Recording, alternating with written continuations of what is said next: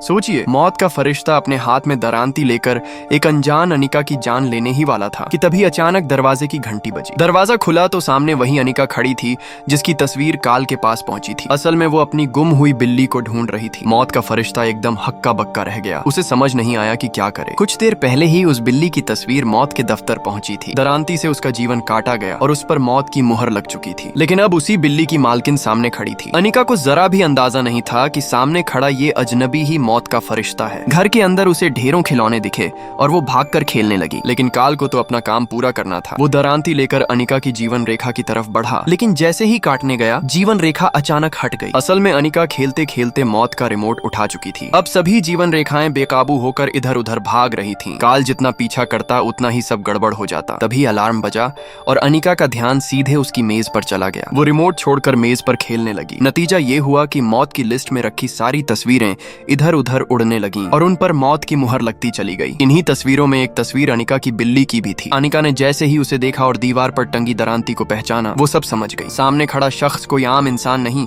बल्कि मौत का फरिश्ता था और उसकी प्यारी बिल्ली उसी ने छीन ली थी। इसी अफरा तफरी में रिमोट टूट गया और सब कुछ शांत हो गया। काल ने राहत की सांस ली और फिर अनिका को मारने के लिए आगे बढ़ा। लेकिन तभी अनिका चिल्लाई, रुको। उसके हाथ में मौत के फरिश्ते की ही जीवन रेखा थी। मतलब अगर दरांती चली तो काल खुद भी बच नहीं पाएगा। मौत का फरिश्ता डर गया और तुरंत हाथ जोड़ लिए। अनिका ने शर्त रखी, मेरी बिल्ली को वापस जिंदा करो। मजबूरी में काल ने अपनी मशीन चलाई। बिल्ली की बची हुई 7 जिंदगियों में से एक को बुलाया और बिल्ली जिंदा हो गई। अनिका खुशी से बिल्ली को लेकर भाग गई। काल ने दरवाजा बंद कर राहत की सांस ली, लेकिन फिर लगा कुछ गड़बड़ है। उसने अपनी छोटी दरांती फेंक दी और बड़ी दरांती उठाकर बाहर निकला, पर तब तक अनिका दूर जा चुकी थी। हार मानकर मौत का फरिश्ता अपने खेत की तरफ गया और दरांती से गेहूं काटने लगा।